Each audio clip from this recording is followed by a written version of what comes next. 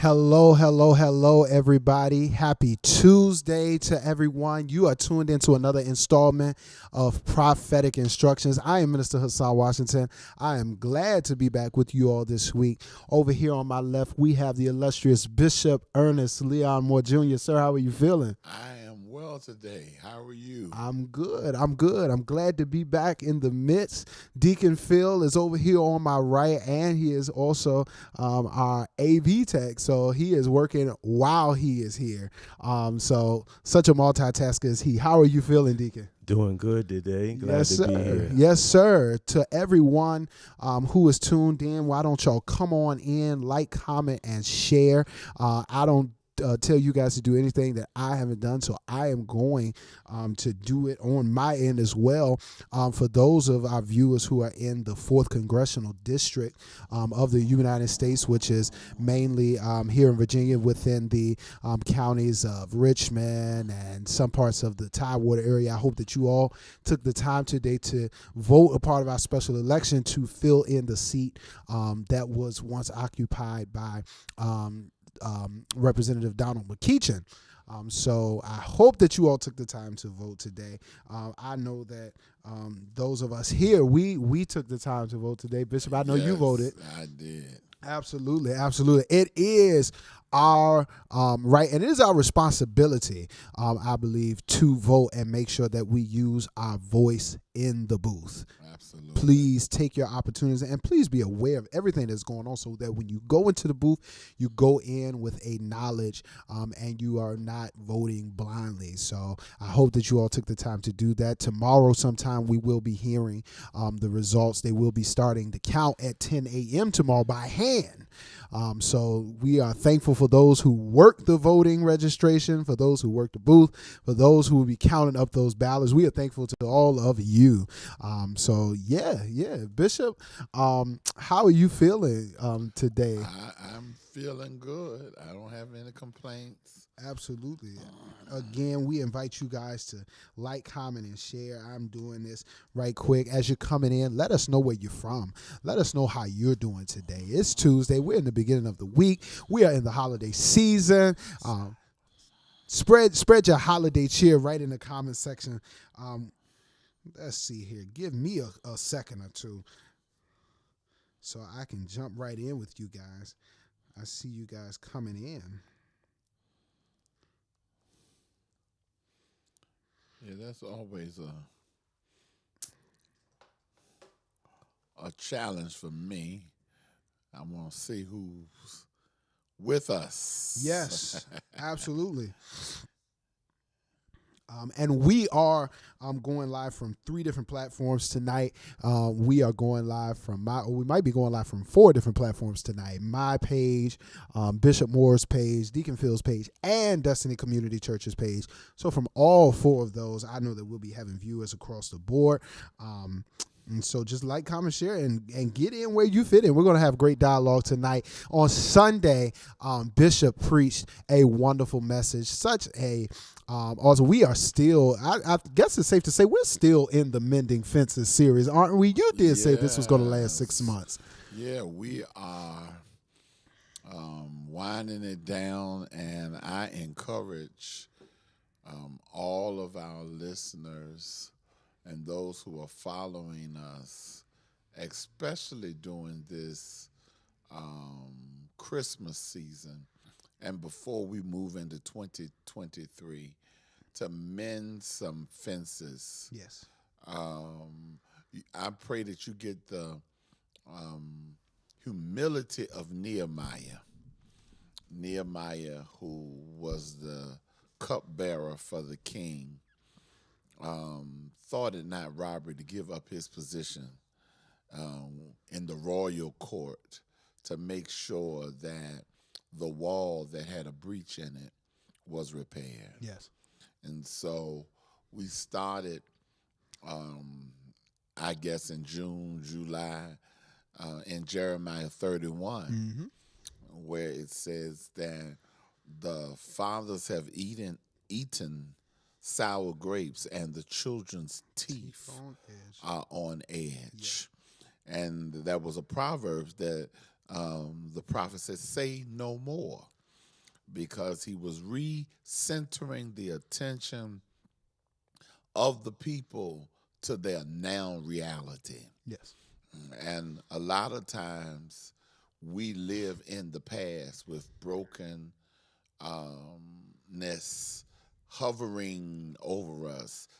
You have experienced an infraction, and rather than move on and heal and move into what you were destined to, who you were destined to be, and what you were destined to do, we will sob or we will leave things undone.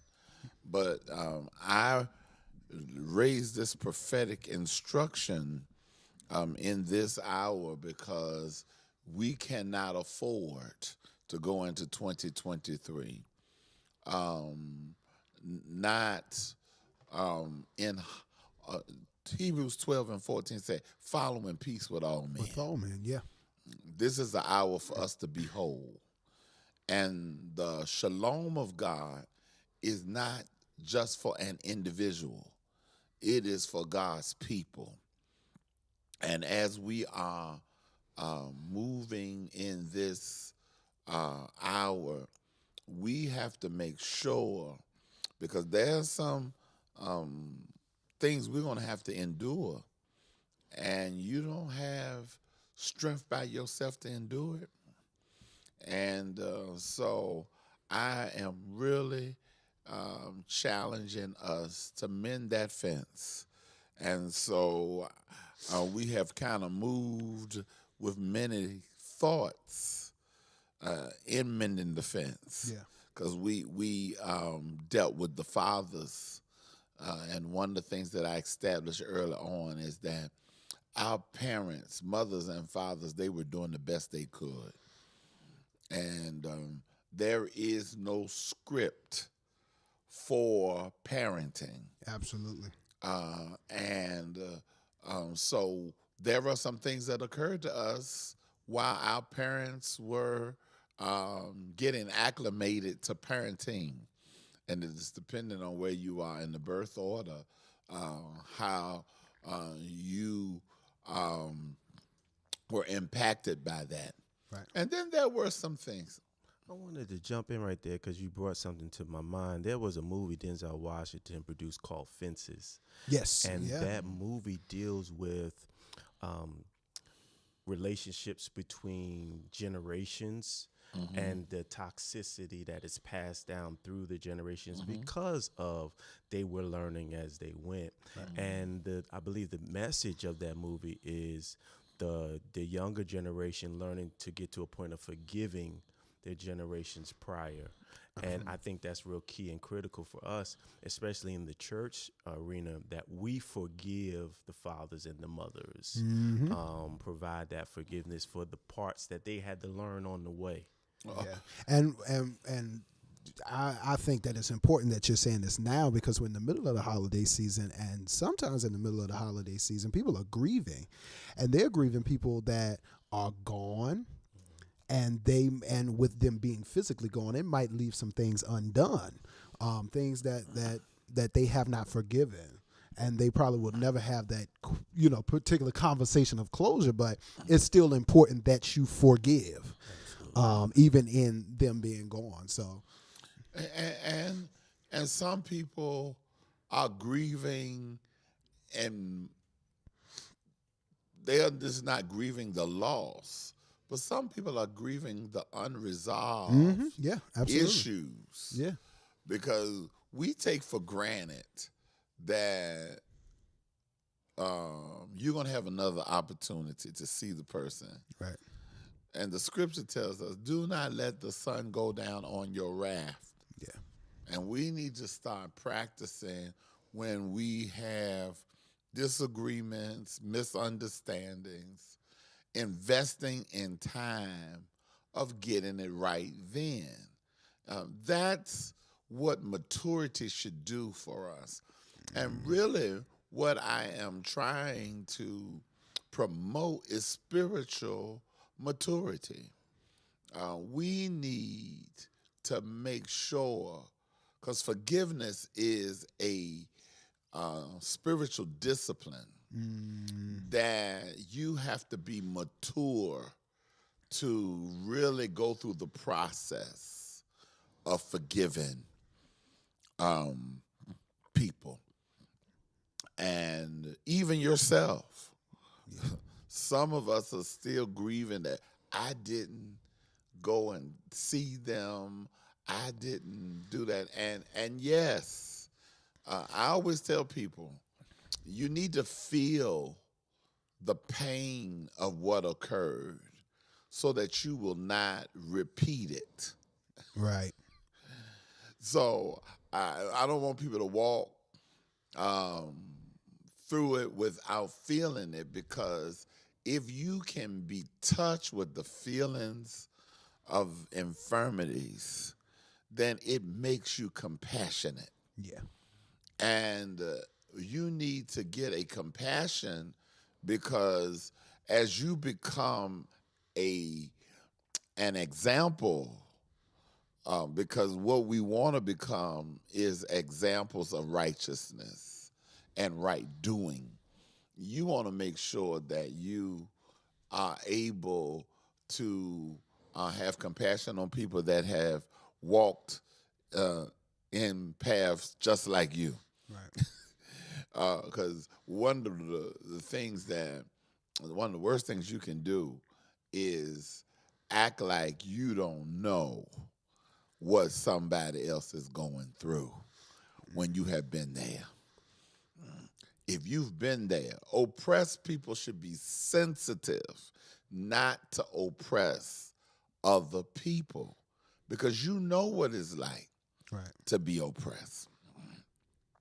So you want to not stop people from going through their own process of becoming, but you do want to be able to be there in ways that are meaningful and that people can learn how to manage their process. Absolutely.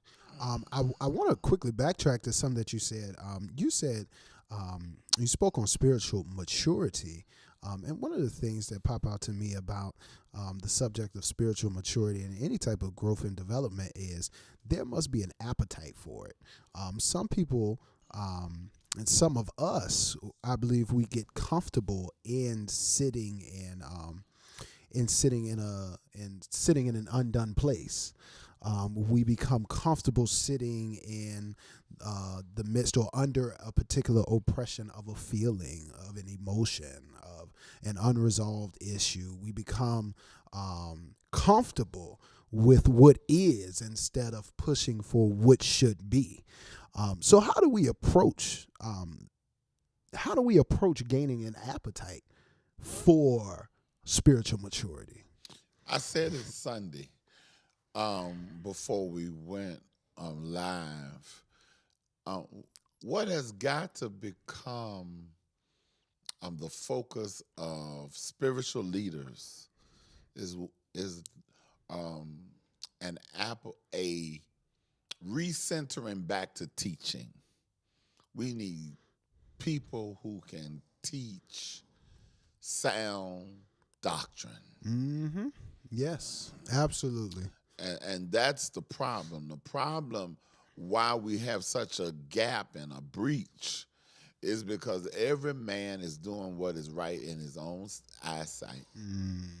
And there is no common doctrine that we have in this age, because we have a lot of immature leaders that have not been processed. Yeah.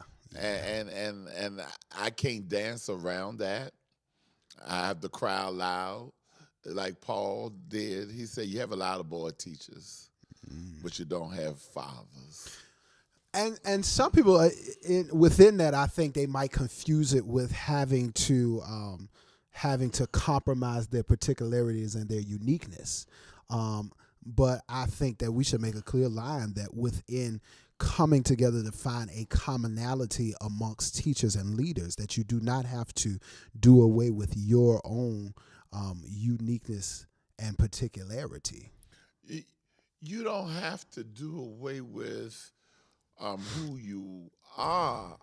You have to have an introduction into a common teaching and value. What has happened to us? Everybody has their own value, and we've been talking about 40 and 50 years ago, 60 years ago, when people were actually poor but they didn't know, Yeah, absolutely. because money was not a common value. Right. Love was, And community community, was. yes, absolutely, absolutely. And so now that we have all bought into the American way, uh, we were brought here to be cheap laborers or free labor. Yeah. And now we working hard because we are conditioned to, and I'm not saying that you shouldn't work, man. That's not what I'm saying, because God created us to work the earth. But we're working it not for the common good or the common wealth of all. We are working it so that we can say, I have and you have not.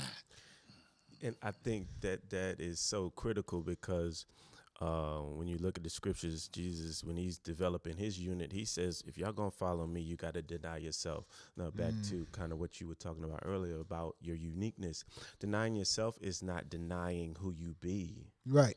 You are denying your self agenda so that you could become what is necessary for the agenda of the unit. Yes. Your uniqueness is a add-on. You're right. It's a piece of the puzzle. Well, It's a piece your of uniqueness has to be discovered. It and the scripture says this: in order to gain yourself, you have to lose yourself. Yes. And that simply suggests that all you think you know about yourself, there is much more that you can learn.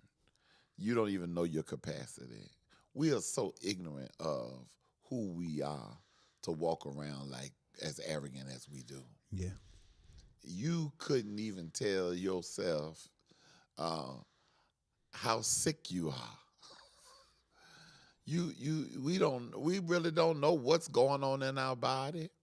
We don't know how many numbers of hair we have on our head. We can't even see ourselves. And so for a person that has all of those limitations to want to promote individuality,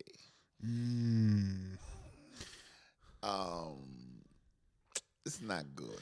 And how arrogant, I think it's appropriate to call out the arrogance of it, to believe that we have experienced the fullness of ourselves. And it mirrors the behavior of how we treat the Creator, to think that we have experienced all of who He is and all of who He is to be to us.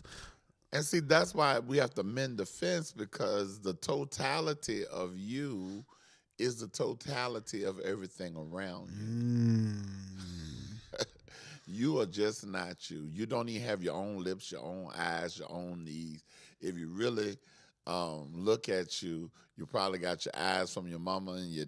I know. Look, my shoulders are my daddy's shoulders. Right. My knees are my mama's knees. And when I smile, you can see my father. So when some people say, you look like your father, yeah. But overall, if you look at me, I look like my mama, who looks like her daddy.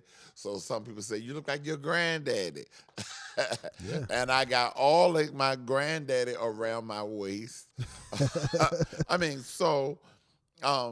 There is nothing individually you, biologically or physiologically. You have gotten what you got from somebody else. Right. So this whole notion about me, myself, and I is a bad one because you need, just like you needed your mama and your daddy to come together to reproduce you, you are not a reproduction of one.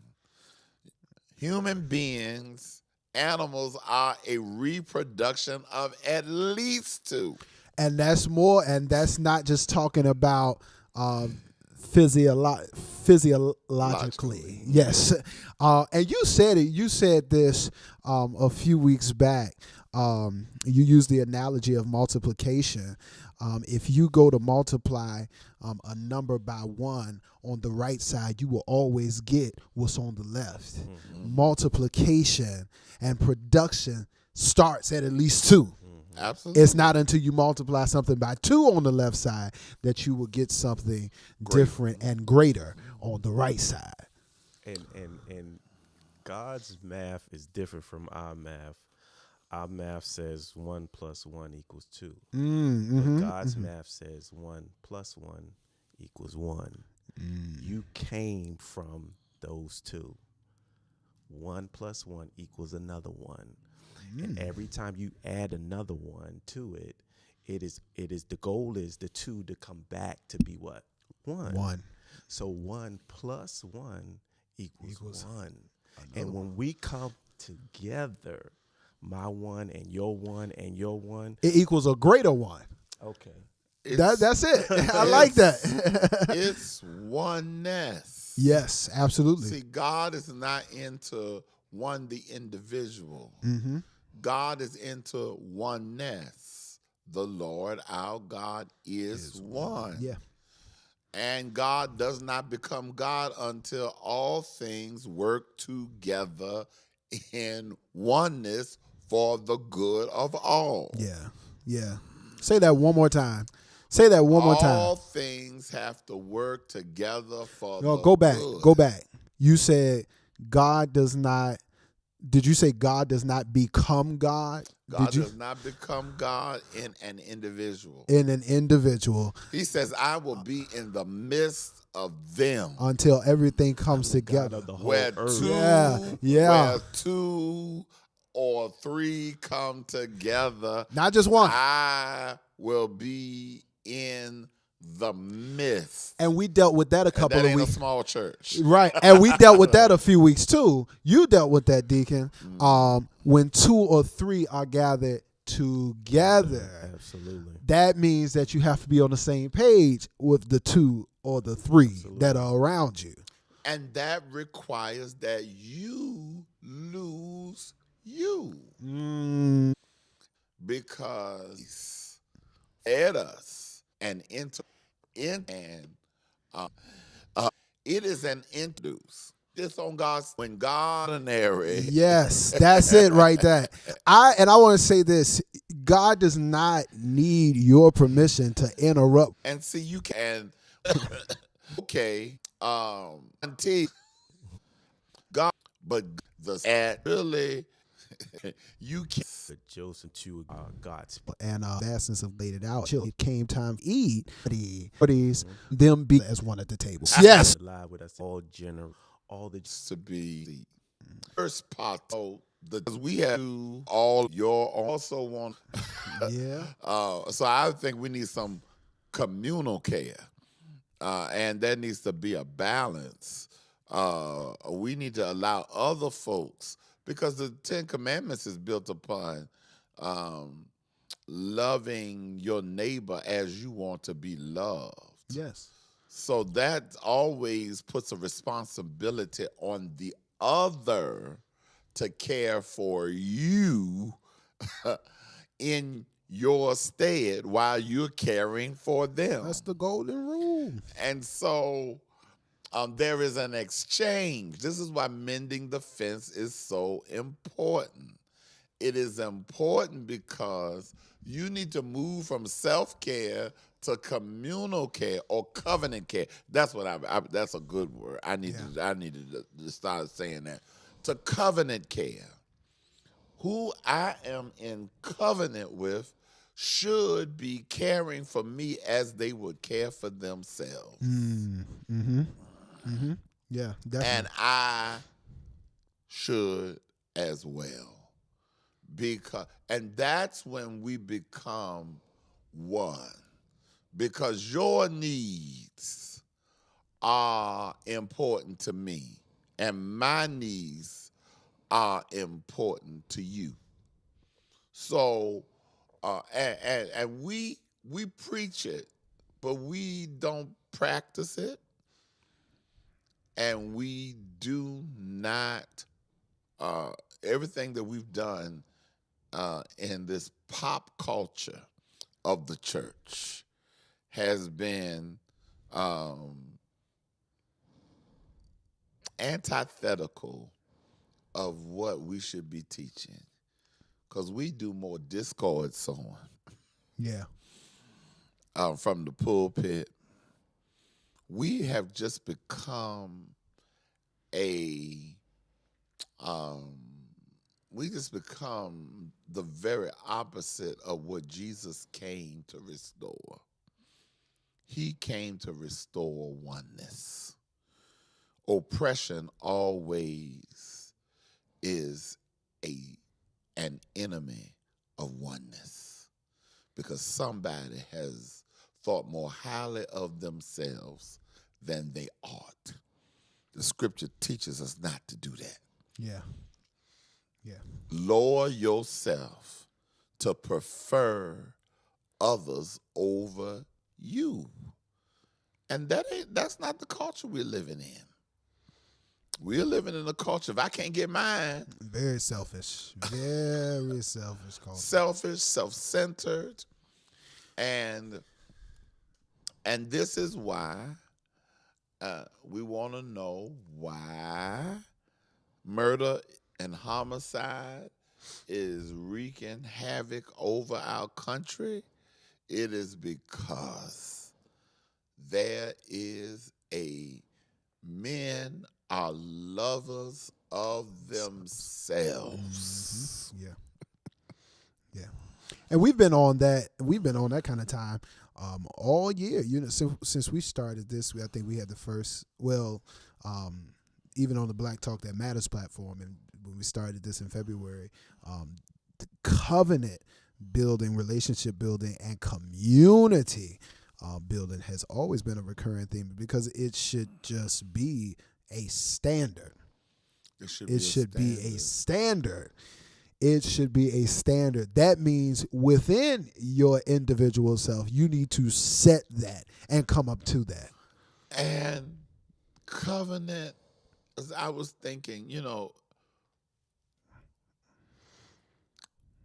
at Destiny, we buy into the broadness of God's mind and heart. Yes, sir. So we kind of into human dignity for all. And so when I begin to minister, I minister from a principle and not just what's popular. Right. And for whosoever that will. And so I notice the statistics on intimate partner violence or domestic violence. And across the board, whether it's same-gender loving or heterosexual, or the numbers are all high. And so when I begin to talk about covenant, there should be no domestic violence when you are denying yourself. Because you wouldn't do that to yourself. What you doing to somebody else? There would be no commodification of another person's body for your gratification. Because you wouldn't want anyone to do that to you. And that's why I went traditional Sunday, because the text is a traditional text. And I said to us, as men, and I believe everybody protects the other. Yes. But definitely the man in this text has a responsibility of protecting that which was in her. We have responsibilities of protecting what's in the other. If God has put something in your leader, then you need to protect it. But also the leader should protect that which is in the people.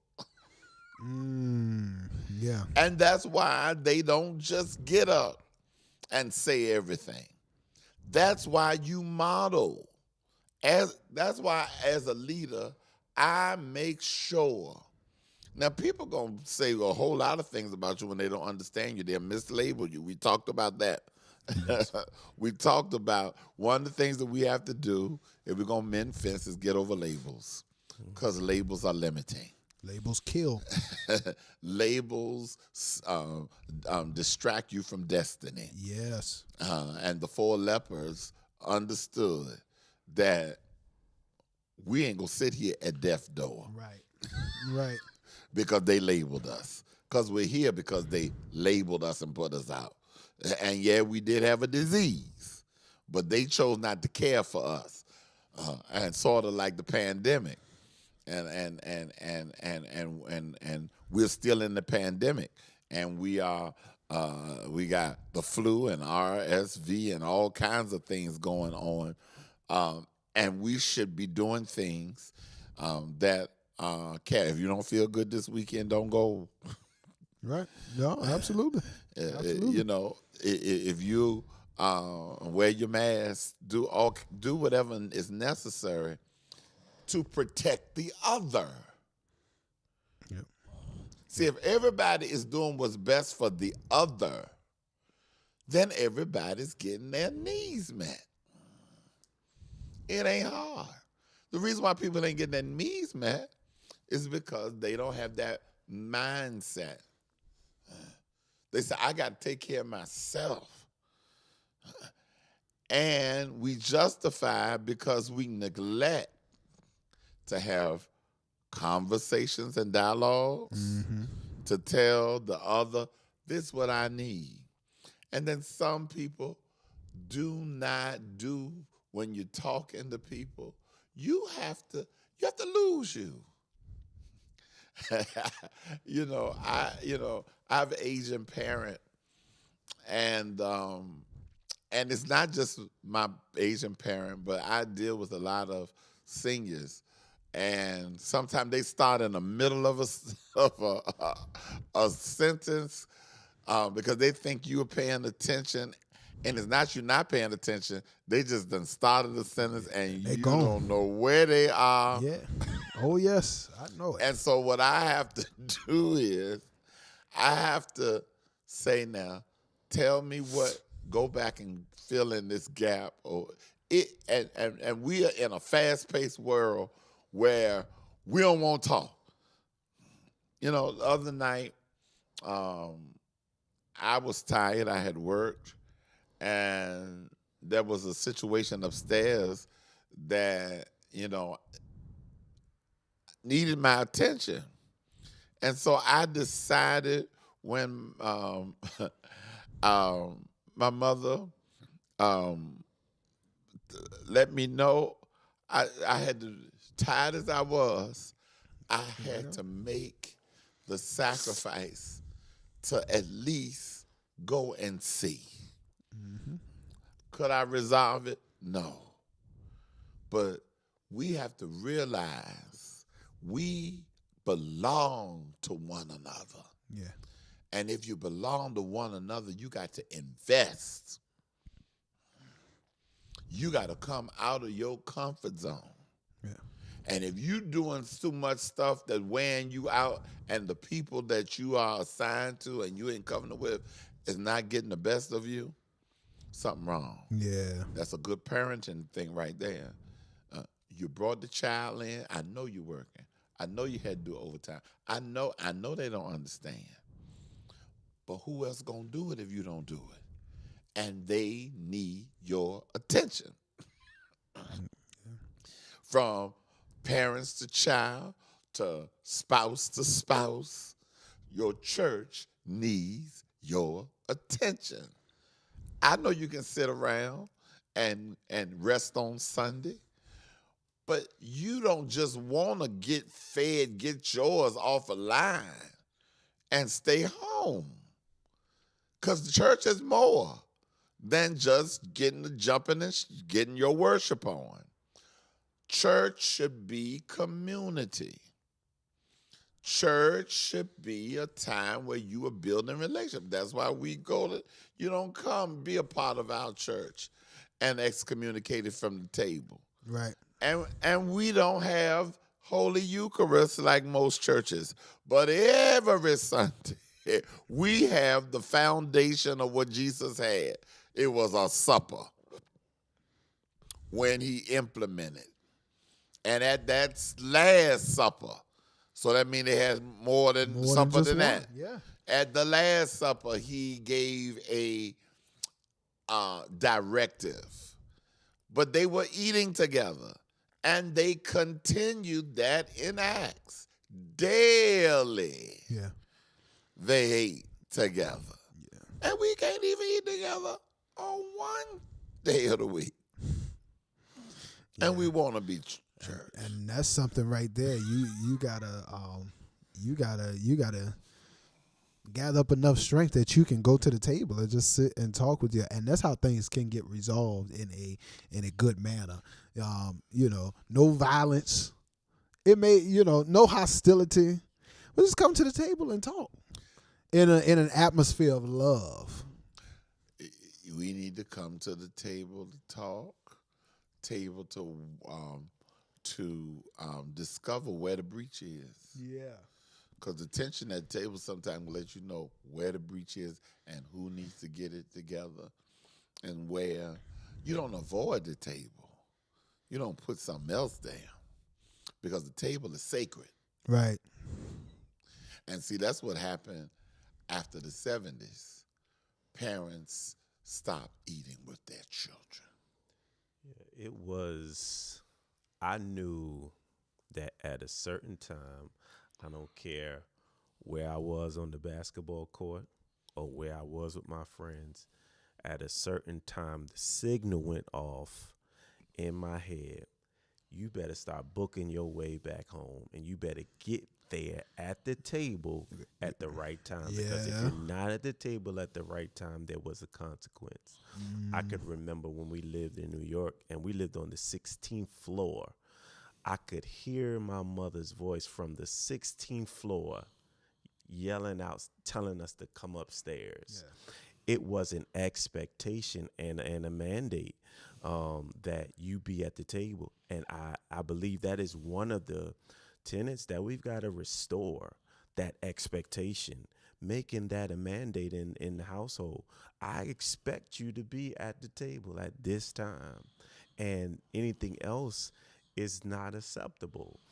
I think that's a reasonable expectation that we can put on the younger generations, so it teaches them, okay, this is family time.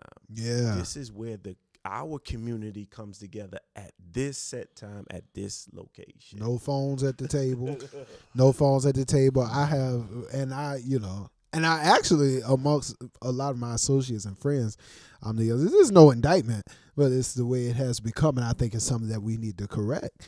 I am probably the younger, if not the youngest, of most of my friends and associates. But anytime I'm like out to eat with them at the table, I have a thing of always putting my phone down for the most part. I might check it, a couple of times, but for the most part. But sometimes I'm sitting with folks and they're just the whole time. I'm like, don't you know you sit across from somebody? You sit across from somebody that lives and breathes the same air you living and breathing in right now. Because we have taken the sacredness out of being with one another. And so now all of our gadgets, because now just because you can multitask don't mean you ought to. Yeah. Everything lawful is not beneficial. Beneficial. Yeah, I like that. And just because, no. See, what we fail to realize is that everything that you are energy. Your energy needs to be channeled to someone. You know, people say, Bishop, I can feel you, and you're a force. And I know my energy is big because I am called to a people. So people need that energy. People will get healed if you channel that energy in the right direction. Do you know some people, I've had opportunities, several people have died in my presence. I've seen watch. Most of the time, they've died while I was there. But when they died, you had to get out the room. I never forget my uncle. We stayed there all night, and as soon as we left out, he left. I remember a friend of mine, we stayed with him and his mother as soon as we left, because as long as that energy is there, it's giving life. Yeah. When my grandfather, who died in my arms, everything shut down. I mean, the phone, the lights, everything shut down, because in order for that thing to happen, things have to lose energy. And I'm not talking crazy. I'm talking about what I know. Yeah. And so we have to understand who we are as spirit. And you know, yeah, you're hitting on something that, you know, the parts of the church have demonized terms like energy. You know, they almost as if it is not of God. And here you are. It is of God. That energy, because we have a godly energy that we Light is exude. energy. Yeah. Jesus said, "You are the light. Yes. You are Absolutely. the energy of the world." And see, it's been demonized because we've been in an oppressive system Yeah. who has created another a religion based upon the exploitation of bodies. They want your bodies. They don't want your energy. That's why they, you know, to control your energy, they got to indoctrinate you with something that's antithetical of who you are. Yeah. Because that's the only way they can control that energy is that they get a hold of your mind. Because if your mind is connected to the energy that you are, then you can do something. And when we come together, see, it's not as much about physical connectivity. It's an energy. Yeah. Yeah. The Absolutely. anointing is attractive. It's magnetic. It is magnetic. That's why if you get in a good intellectual conversation with somebody that is connecting, you don't know where that could end up, because that is the intertwining of energy, magnetic energy that's coming. And that's what the Spirit did on the day of Pentecost. Yeah. When they got on one accord. Yeah. It was their interconnecting that the Spirit, In alignment. Mm-hmm. it said it fell on each one of them, but it came up out of each one of them. Yeah. Mm-hmm. Because you cannot get on one accord and not have an energy that's greater than the entities that are there. Yeah. We are in these shells, but there's so much more in us. And what is happening to us is our energies are so low. It's called depression. When we depress our energy to acclimate ourselves to the expectations of others that we cannot meet. And it causes some people to become suicidal because you depress that energy.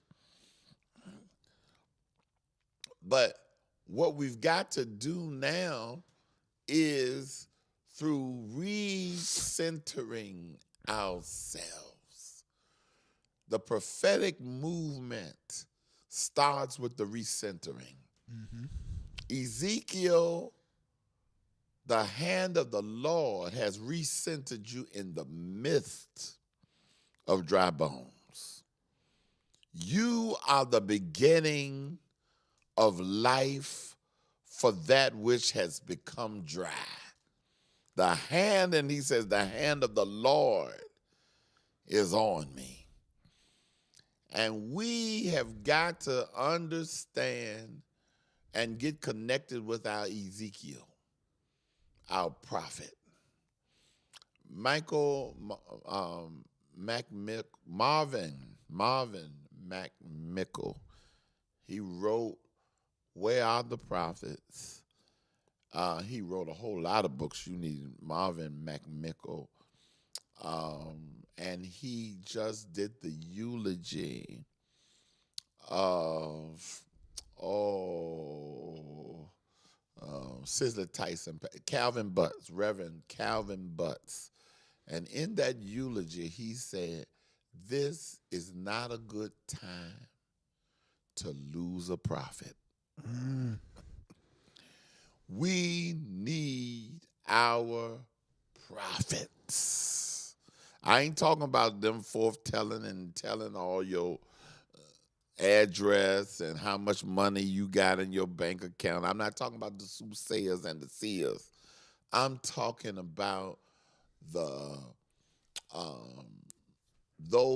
who will not just prognosticate, but those who will give us a revelation of that which was, which is, on the mind of God, so that we can repent, or as we heard in this 6 months when Deacon preached, rethink, so that we can relinquish. Yeah. We have to, as the old folks would say, this is how they would say, really, loose your hold. Loose your hold, Satan. See, we got too much of a grip on this from our own preference and individuality, that God is saying, loose your hold and let it happen. Yeah. As it has been ordained. And that's what we ended up on this past Sunday. Joseph, it's already done. The Spirit has already done this. Mm-hmm. Yeah. Don't you do nothing under the guise of, I don't want to be disgraced and Herb to be disgraced. Yeah. That's a superficial move through here. No, just let it happen as the Spirit allows it. I was listening today to Twinkie and Mr. Clean, Richard White, to accept what God allows. You're better off anyway. Face the facts, and you'll come out and say, turn your faith loose. And this is that hour we need to turn our faith loose for that which God is giving us opportunity to envision, to dream. And I said it on Sunday, I'll say it again. Don't let a Christmas carol have more faith than you. The Christmas carol, the person know they may not get there physically, but they say, I'm going to be there if only in my dreams. And I put it back into what Martin said, I'm not going to get there with you. But I've already been to the mountaintop. And so now, as we're talking intergenerationally, some of us may not get there, but you are valuable right now. Dream. Old men dream dreams. Dream. So that other people can have the vision to move into the promise. We don't know where we are in the timing of God. And I referred to Hebrews 10 and Hebrews 11. It says, these all died in faith and having not obtained the promise. Then in chapter 11, but we have a great cloud of witnesses. So y'all get up and run this race. Yeah. Y'all get up and lay aside everything that would hinder you. Don't you let your energy be suppressed and depressed. Let it rise. Y'all sing that song, oh, let it rise. If you're going to sing these songs and do these things, don't just sing it without it being a reality. Everything you do now must be done according to your faith. Don't talk it and not walk it. Don't be hearers of the word and not doers. Don't be conscious and not be converted. Don't be conscious and not converted. Oh my God. We and I ain't getting weary. I'm set. My eyes are fixed on higher ground. Now, I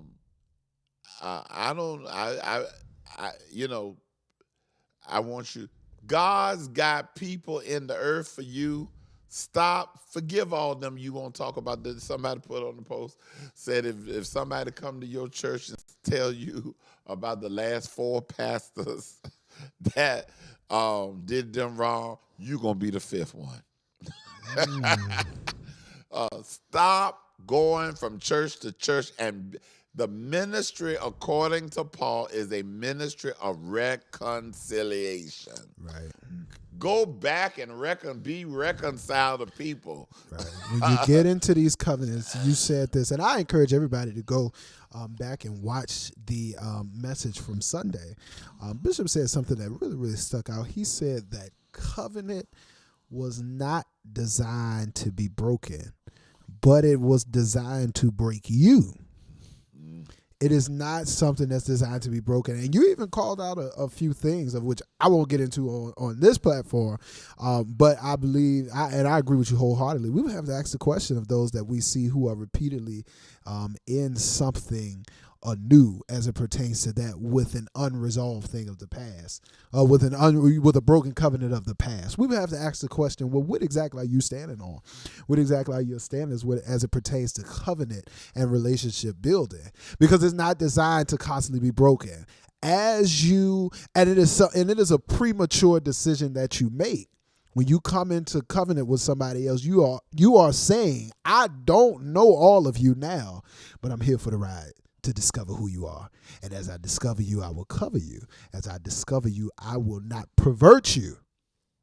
You see what I'm saying? And so that's what covenant ought to be. It's not, okay, well, I find something out about you. And my granddad, I had this talk with my granddad, and I probably was 16 or 17, because I was one of the ones in high school, like really like black and white. It's like, well, I don't have time for this, that. If you are not on my type time, well, I don't have time for you. My granddad asked me a particular question. He said, well, are you going to like end a friendship or relationship every time you encounter something about that person that you don't agree with. You know, you said something, and I don't even know if you heard what you said, but it was extremely powerful. You said, as I discover you, I cover you. Yeah. The things that I come into awareness of you about, that I know as a result of our covenant, that is not for the whole. Yes. Yes. Cover that. Yes. I don't expose it because I know to expose that is to our detriment, not just yours. And I think in this day and time that we have a lot of people that don't make the effort to, when they discover a thing that they may not agree with, discover a thing that may be controversial, discover something that may make you feel a little vulnerable. The first effort is, let me unveil that to the world. Let me Yeah. let the world know. Running No. the social media and all that other. You discovered it. I made myself vulnerable in your presence to allow you to discover this. Yeah. And what I'm really saying it to you is, I trust you to cover this.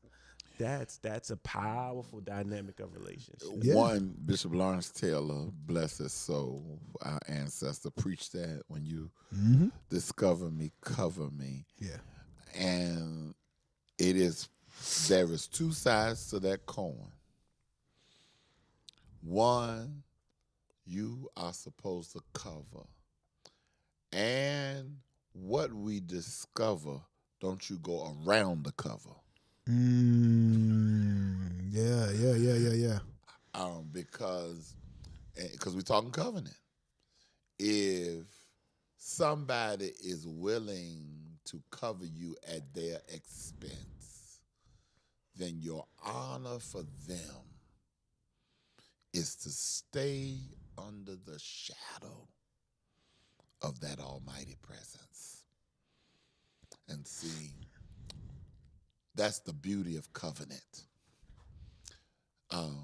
Because you got a vulnerability that I cover and vice versa.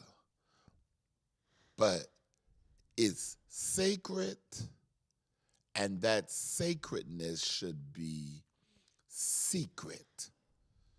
Nobody should be able to see you in that becoming process. Yeah. That's not engaged. Right. Because that's where the metamorphosis happen.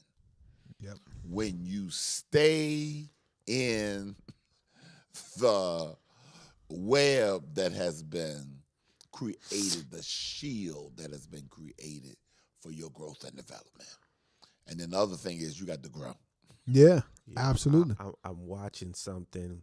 It's this show dealing with the police, and one of the things, when the action takes place and they are going to infiltrate an area where the criminals are, one cop will say to the other cop, cover me, before they move. And what they're communicating to their partner is, I'm getting ready to move, but I can't move until I first tell you, cover me. Now, when I say to you, cover me, you know to shoot in an area where I cannot be killed. There's an area designated that when you shoot in this area, if I move in that area, I will not expose myself to be shot.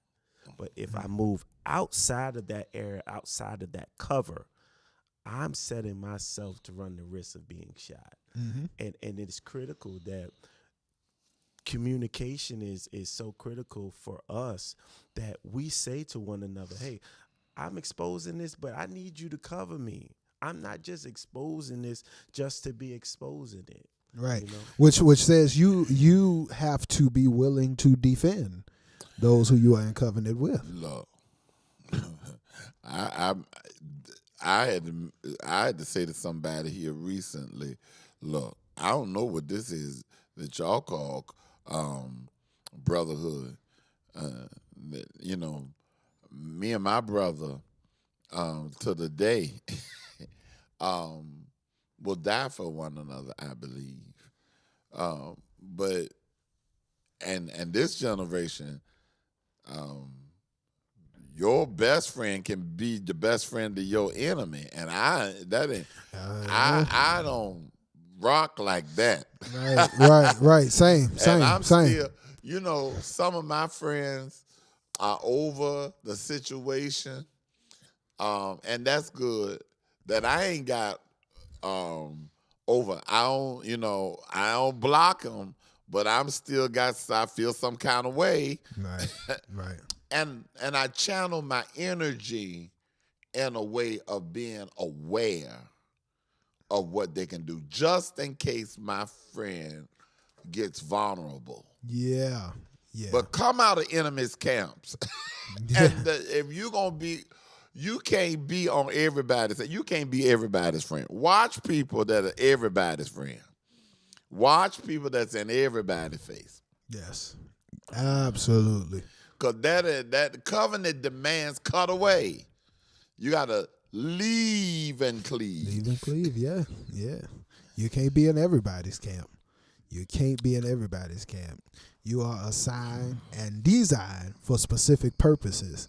So you got to get aligned to that specific purpose. You at praise and worship and I know because all of my leaders, they are great leaders, and I have given them permission to go out, and because part of their vocation is in their art and in their craft. Yeah. So I'm not a selfish leader that will, for my own use, so I can look like I'm exclusive. They just mine. No. I always say you go in and come out. Get your coins, get paid. It's a job. But then there are times when you have to discern. Yeah, absolutely. And prioritize when it has an effect on who you are. Yeah. You got some environments are not good. Yeah. This year we've learned that. I hope in my church, God was calling everybody back to the center. Because we've got to come back together to create our own. Mm-hmm. Sometimes you can get caught up. There's a language we use around here, Deacon Wilson. I said, y'all working on the plantation. It's time to come off the plantation so you can start doing your own. Right. Got to do your own. You got to know when. Because you get another spirit to come on you, another energy that will abort your authenticity. Because you have got to move at some point down beyond the wizard. Oh, yes. I was just watching that movie last night. Yes, sir. It's on Tubi now, y'all. Yes, Lord. You got the Wizards on Tubi. Beyond the wizards. Yeah. And click your heels 3 times and believe in yourself. Yeah. And go back home. Going back home now. Going back home. You eased on down that road and went through ours. But there comes a time when you have got to take you and what's the dog name? Toto. Yeah, Toto. Is it Toto? Toto? Tomato. Yeah, exactly. The dog. Y'all know who we talking about. You got to go with who you came with. Yeah. And going back to Auntie. Go home. Yeah. Well, y'all, I believe that this has been yet another. I perk up interactions. I couldn't see from my end. It'd be different from one way to the other. I'm so glad to be back. I said earlier, I'm so glad to be back in Destiny Studios. Which brings me to this. We are in the midst of expansion, and we are in the midst of making some things happen for us. And without you all, these things would not be so. We thank you all so much for your faithful viewership week to week, and we thank you for your support even outside of this platform. Wednesdays, touching and agreeing with us in our noonday prayer. Sundays, tuning in to A Taste of Destiny. We invite you all to give to this ministry. If you have been blessed by what you have heard, by what you have seen, by what you have experienced, we invite you to give to us. There are multiple ways to give within our comment sections across all platforms. There will be, or I think it will actually be somewhere on your screen coming up. You can give either through Cash App, you can give either through PayPal, Givelify. Please, please, please, we invite you to give to us. And we thank you so much for those of you who have been giving throughout the weeks. We thank you so much. Things are happening because of you all, and we thank you all for doing what the Lord has put on your heart. We invite you to join us every Wednesday. We will be together tomorrow for noonday prayer in the sanctuary as we are going into this Christmas weekend. You can join us at 12 p.m. noon right here at 2101 Keswick Avenue, Richmond, Virginia 23224. And we will not be having service this Sunday, but on Saturday at 12:30 p.m., we will be having a Christmas Eve service in simply a "Oh, come let us adore him" style. We'll be coming together to lift up the name of the Lord. Yes, sir, Bishop. It's going to be the Christmas Eve gathering. Yes. Bishop Cliff Daniels Yes. is going to be here. Overseer Keith Pope, Apostle Winnie Jackson, Pastor Kenneth Alexander Taylor, Yes. Mother Moore. Oh, yes. We don't know what God's going to do on Saturday. Get here. Yes. Just get here 12:30 Saturday to adore him. Now, yours truly will be 54 by Saturday. Yes. I'm 53 today. So I didn't want him to come because next year I'm going to be driving 55. And we might even have banquet and all that next year. We might do it up for 55. Yeah. Because I'm going to be real alive at 55. So I want to see you this weekend, and Saturday will be the great day. Yes. 12:30, come be a part. Now, Spirit is speaking to me. So be in tune, because we get ready to transition in, and what I did not want to do is I did not want to just have watch night service and be having watch night service. So things are to be announced, because we need to get some teachings out. And so you want to be near here. And when the call comes, y'all know how to pop up. And don't do no whole lot. This is not the year to be going everywhere. You need to be preparing yourself for your wealth and your health and all that. So detox next week and take advantage. But when we come back, the next Sunday will be Sunday we will be here will be 2023, and I'm telling you, it's gonna be fire in the house. Yes, Absolutely. It's gonna be fire in the house. Yes, We'll it be is. here Yeah. on New Year's Day. We don't know how we're gonna do. We might be here all night New Year's Eve. I don't know. Can we get to a place that we want to hear God and expect God? Because we too acclimated to playtime. Go ahead and send us on out. Yes, sir. Yes, sir. And again, we will be, Bishop will be celebrating his 54th birthday this Friday. So stay tuned with us and get connected with us on all of our social media platforms. We are on Facebook, Instagram, and we are on TikTok with the essentially the same handle. If you type in Destiny Community Church _ on Instagram and on TikTok, you will find us. Destiny Community Church, of course, spaces in between the words on Facebook, you will find us. Stay tuned with us because we got a lot going on and we want to have you a part with us. Deacon Phil, do you have any last words before we get off of the air?